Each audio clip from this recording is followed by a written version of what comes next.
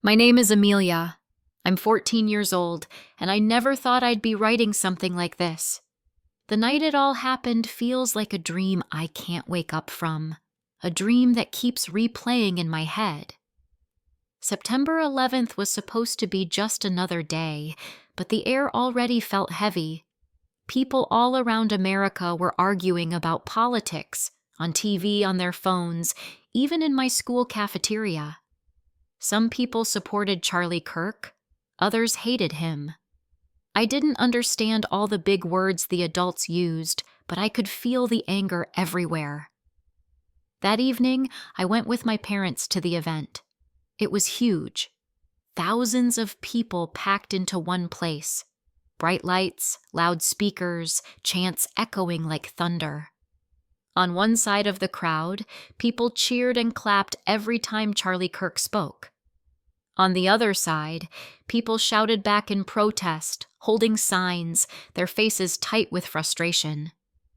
The sound of voices crashing together was overwhelming, like two storms colliding. I remember looking around and feeling strange, like something was about to go wrong. The energy in the room wasn't normal. Some people laughed and waved flags. Others scowled as if they wanted to fight. I squeezed my mom's hand without even realizing it. She smiled at me, but her eyes looked worried too. Charlie Kirk stood on the stage, his voice strong and full of confidence. To some, he was a hero. To others, an enemy. And all of us were stuck in that tension, breathing it in without knowing what was about to happen. But what I will never forget is the man standing a few rows away from us. He wasn't clapping. He wasn't shouting. He was just still. His face was hard, his eyes cold. Nobody else seemed to notice him. But I did. Something about him scared me, though I didn't know why. The night felt like a balloon stretched too tight, like it was going to pop any second. I didn't know then, but those seconds were already counting down, to the gunshot, to the screams, and to a moment that would change my life forever. I don't think I'll ever forget the sound of it.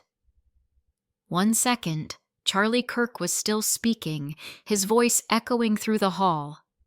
The next second, bang! It was so loud that my ears rang. For a moment, I thought maybe it was something falling, a speaker or a balloon popping. But then I saw people's faces. Their smiles disappeared, their eyes wide with shock. Charlie Kirk stumbled and fell on the stage. The microphone screeched as it hit the floor. Gasps filled the air, then screams. People began pushing, shoving, trying to run all at once. I froze. My feet wouldn't move. It felt like the world had slowed down, like every second stretched into forever. That's when I saw him, the same man I'd noticed earlier. He was holding the gun. His arm shook, his face twisted with anger. He fired again. The sound echoed so loud in my chest, I thought my heart would burst. A man just a few seats from us collapsed. Blood spread across his shirt. His wife screamed, clutching him as people trampled past. My mom pulled me close, shielding me with her arms. My dad shouted, trying to guide us toward the exit, but the crowd was a storm, crashing into itself. I remember the panic, the smell of sweat, the sound of shoes pounding the floor, children crying, adults yelling. The whole hall felt like it was collapsing. Somewhere in the chaos, I saw paramedics rush toward the man who had been shot. They lifted him, carried him out as fast as they could. His face was pale, his body limp. I could hear someone yelling, "He's not breathing!" They pushed through the crowd, sirens outside already wailing, the red and blue lights flashing through the glass doors. And then, silence inside me. My heart was racing, but it felt like the world around me had gone quiet. I knew Something terrible had just happened, something none of us could ever take back. That man, the one carried into the ambulance, wasn't just another victim. His story was only beginning, and then silence inside me. My heart was racing, but it felt like the world around me had gone quiet. I knew something terrible had just happened, something none of us could ever take back. That man, the one carried into the ambulance, wasn't just another victim. His story was only beginning. Later, when the panic was over and the news spread, I learned more about the man who had been carried into the ambulance. At first, we thought he hadn't made it, but the truth was stranger, something I'd never forget. He said that as his body lay in the ambulance, he felt himself slipping away. His chest had stopped rising. The beeping of the heart monitor had flatlined. Paramedics were shouting, trying everything to save him. But he wasn't there anymore. He described it as floating, like a weight lifting off him. One moment he was in pain, struggling to breathe. The next, he was above his own body, watching the paramedics work frantically. He saw the panic in their eyes, the sweat on their foreheads, the way their hands pressed hard against his chest. The strange part, he said, was the silence. The chaos of the shooting, the sirens, the shouting, gone. Instead, there was only calm. He told people that the roof of the ambulance became clear, like glass. He could see the night sky above him, filled with stars, and he felt himself rising, slowly, as if invisible hands were carrying him upward. Below, his body looked so small, so fragile, but he didn't feel fear. Instead, there was peace, a peace deeper than anything he had ever known. He said it was like a veil had lifted. The world he left behind seemed distant, heavy with noise and pain. But where he was going, there was light. A golden glow surrounded him, soft yet powerful. He knew in that moment, I am dead. Yet, strangely, it didn't terrify him. Instead, it felt like stepping through a doorway, leaving behind everything broken, stepping into something eternal. And as he moved higher, that golden light grew brighter. Out of it, a figure began to appear. A figure that would change everything.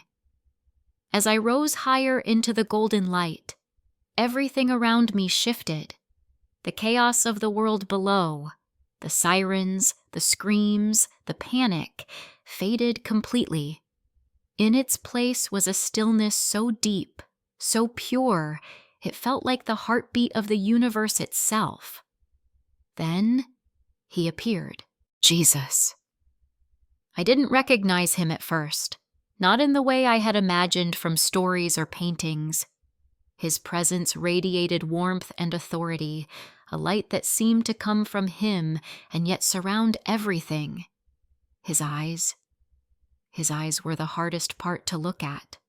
Compassion and sorrow, infinite understanding and sadness all at once.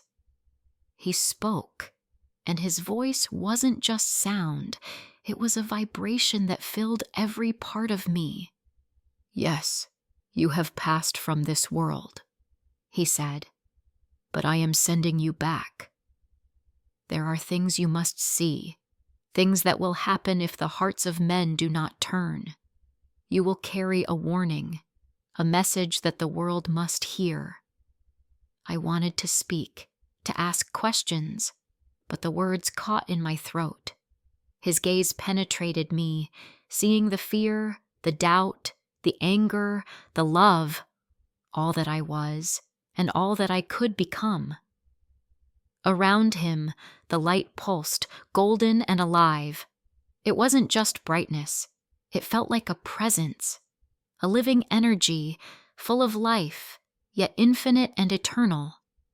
"Look closely," he said, pointing beyond the light. "See what is happening when humanity walks the path of division and hatred. Politics becomes a weapon, not a servant. Violence spreads, fear spreads. If hearts do not change, the nations will crumble." Suddenly, I was standing in the middle of a city, but it wasn't the city I knew. Streets burned. Crowds clashed violently. Homes were broken, families scattered. Children walked in terror. The world I thought I knew was unrecognizable. "If people do not return to love and prayer, they dig their own graves," he said. "But there is still hope. The choice is always theirs. Teach them, warn them, guide them." I felt his hand reach toward me, not to pull, not to push, but as if to anchor me in courage and purpose. I realized that everything I had seen, the chaos, the fear, the violence, was not the end. It was a warning, and I had been chosen to carry it back. And in that golden, eternal light, I understood. This vision wasn't just for me. It was for America. It was for the world. It was for every heart capable of change. As I stood there in the golden light, Jesus' words echoed in my mind. Then the vision shifted, and I was no longer in the ethereal glow. I was looking at the future. The streets of America were on fire. Cities I had once known were twisted and unrecognizable, consumed by smoke and chaos. People ran in every direction, some shouting, others crying, some lashing out in anger. Families were separated. Children screamed as they hid, clutching each other for safety. Fear hung in the air like a thick, choking fog. I saw politicians turning on one another, not in debate but in violence. Governments fractured. Leaders fought for power instead of guidance. Citizens turned against citizens. Communities, once full of life and laughter, now stood broken and fearful. Jesus' voice cut through the vision, calm yet urgent. "Look at this America, if hatred continues." If politics becomes a tool for division rather than service, this is what the nation will become. Streets burning, hearts hardened, and trust shattered. The people will fall apart because they chose anger over unity. I saw the map of the country crack before my eyes. States divided, neighbors suspicious, families distrustful. Schools had become places of fear rather than learning. Children no longer felt safe to play outside. The very foundations of society seemed to crumble under the weight of hatred. But it wasn't only America. The vision expanded. Riots and conflict erupted across continents. Countries clashed, governments faltered, and the world trembled on the edge of collapse. It was a chain reaction, a domino effect that began with anger, division, and the misuse of power. "Yet there is hope," Jesus said, his voice gentle but firm. "Even now, the hearts of men and women can turn. Prayer, love, forgiveness, they are not weak. They are powerful. If humanity chooses them, the world can be saved." I felt the weight of his words settle on me. This wasn't just a warning. It was a responsibility. What I had seen, what I had been shown, was not a story to tell lightly. It was a call to action. "You will return," he said, his hand touching my shoulder, warm and grounding. "And you will carry this message. Let them know that hatred destroys. Let them know that love restores. Let them know there is still time." The vision lingered, burning in my mind. Cities on fire, faces twisted in fear, streets torn apart. but also a faint glimmer of hope.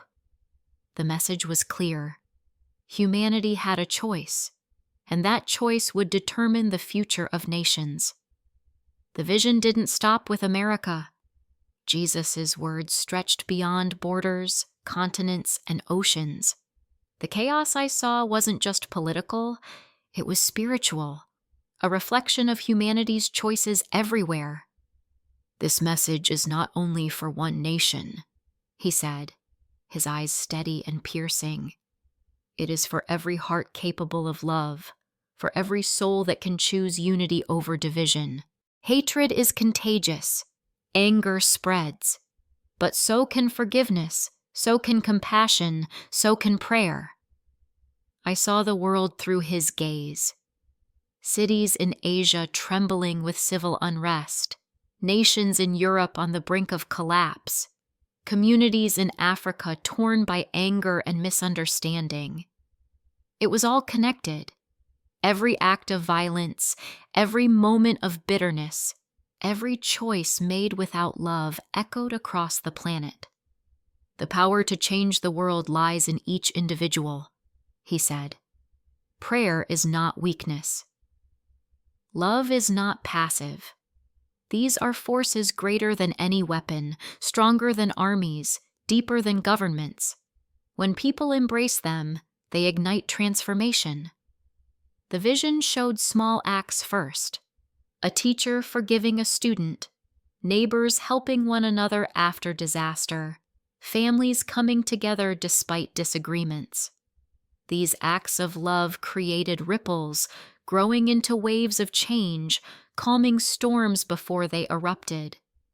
"But time is short," he warned. "If people continue to turn away, if hearts harden, if fear governs decisions, the consequences will be catastrophic, not just for one nation, but for the world. And yet, hope remains. It always does, for love is eternal." I felt the weight of responsibility pressing down on me. I was not just a witness. I was a messenger. What I had seen, the fire, the fear, the division, was a warning. But what I had felt, the light, the peace, the hope, was a guide. "Return," he said, his hand resting gently on my shoulder. "Go back and tell them. Tell them that change begins in the heart. Tell them that unity, compassion, and prayer are the forces that can save humanity. Let them hear my voice through you." The light pulsed around him, and the world below shimmered with both chaos and possibility. I understood that the future was not fixed. Every act, every choice, every prayer mattered. And in that moment I realized this message was for everyone. Every nation, every community, every soul had the power to choose life over death, love over hatred, hope over despair. The vision didn't stop with America. Jesus' words stretched beyond borders, beyond oceans, beyond the very limits of what I had ever imagined. The message was universal, meant for every soul capable of love, every heart capable of change. "This is not for one nation alone," he said. "It is for all of humanity. Hatred, anger, division, they spread like fire. But so can compassion, forgiveness, and prayer." I saw the world through his eyes. Cities across continents trembled with unrest. Communities were breaking apart. Families were turning on each other. Nations clashed. And yet, amidst all the chaos, he showed me how small acts of love could create ripples. Teachers forgiving students, neighbors helping one another, strangers offering kindness in impossible moments. "Every choice matters," Jesus said. "Every prayer, every act of love, every decision to forgive instead of fight, it all counts. The future is not fixed. Humanity can still choose life, unity, and hope. The vision pulsed with contrast. I saw both destruction and potential, fires burning in streets, yet golden light shining on acts of kindness. Hatred threatened to consume everything, but love, however small, could restore it. "Return," he commanded gently, "and share what you have seen. Tell them that the power to change the world lies in every heart. Let them know that love is stronger than anger, that prayer is stronger than fear. Let them hear my voice through you." I felt the weight of this responsibility settle over me. The future wasn't just America's, it was the world's. Every heart could shape it, and every person had a choice, to build destruction or to build hope. In that moment, I understood the vision fully. It was not only a warning, it was a call to awaken humanity everywhere. Suddenly, the golden light began to pull away, soft at first, then stronger, guiding me back. The warmth that had filled me, the calm, the peace, the clarity remained, but the world I had left below called me back. I felt my soul descend, like falling gently through a tunnel of light. I saw the ambulance again, the paramedics pressing on my chest, the beeping of machines. The chaos of life returned in fragments, the sirens, the shouts, the panicked voices, but it no longer frightened me. "It's time," a voice whispered in my heart. I felt the weight of my body as I re-entered it. My lungs heaved, my chest burned as my heart began to beat again. Beep, beep, beep. The monitor came back to life. Doctors shouted, nurses rushed, but this time I could see them clearly, their faces filled with relief, confusion, and awe. I opened my eyes. The bright fluorescent lights of the ICU replaced the golden glow. The sterile smell of the hospital replaced the scent of the light. Yet inside me, nothing had changed. I carried the vision, the message, and the knowledge of what I had seen. I was alive again, but I was not the same. The fear, the panic, and the chaos of the shooting still lingered in my mind, but now it was paired with purpose, clarity, and an urgent mission. My first thoughts went to my family. I wanted to tell them everything. My wife, my children, my friends. They needed to understand that this wasn't just a near-death experience. This was a warning, a call to awaken, a responsibility I could not ignore. As I lay in that hospital bed, the weight of what I had witnessed settled over me. The violence, the division, the fear. It was real, but so was hope. And the choice to share that hope, to warn the world, had been placed in my hands. The vision had ended. The light had faded, but the mission remained, to carry the message of love, prayer, unity, and vigilance back into a world teetering on the edge. I had returned from death not just to live, but to speak, to warn, and to awaken humanity. When I opened my eyes fully, the world felt different. Everything I had seen, the chaos, the violence, the warnings, was now etched into my mind. But so was hope. I had returned alive for a reason, and that reason weighed heavily on me. The first person I shared my story with was my wife. I told her everything: the golden light, the vision of Jesus, the burning cities, the fear in children's eyes, and the universal message of love and prayer. She listened, tears in her eyes, and held my hands tightly. Together we decided, no matter who doubted, mocked, or turned away, I had to speak. I began by sharing my experience at local churches and community gatherings. People stared, some wide-eyed with disbelief, others moved to tears. "We've heard warnings before," one woman said, "but never like this." The story spread quickly. Videos of my testimony went viral.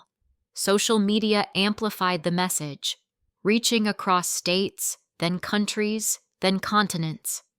Not everyone accepted it. Political groups criticized me. Journalists questioned my sanity. Trolls mocked every post. But I remained steadfast. The mission wasn't about approval. It was about awakening hearts. International media soon caught on. Europe, Asia, South America, all eyes turned toward the story. Communities began reflecting. Young leaders started conversations about unity and compassion, and ordinary families reconsidered how they treated one another. Small acts of love and forgiveness rippled outward, slowly calming tension and bridging divides. Still, opposition grew. Riots, conflicts, and political unrest continued. But the vision I had seen reminded me that change starts with individual hearts. Prayer, dialogue, and compassion were not just ideals. They were tools of transformation. I traveled, speaking at conferences, interfaith gatherings, and civic events. Each time I recounted the vision, I felt the weight of responsibility, but also the growing power of hope. People listened. People began acting. And inside me, I transformed too. Fear faded. Faith grew. Compassion deepened. I knew I could never return to the life I had before the shooting. My purpose had changed forever. Every night, the vision revisited me, not as a threat, but as a reminder. Humanity had a choice: to continue down the path of division and violence, or to embrace love, unity, and prayer. Slowly, the world responded. Communities healed. Dialogue replaced anger, and compassion spread. My story became a symbol, a legend of warning and hope. I had died that night, but I returned to awaken others, and now my life was no longer my own. Every word, every action, every message I shared carried the weight of the vision. Hatred divides. Love unites. The choice is ours, I told them. And in that truth, the world had a chance to change.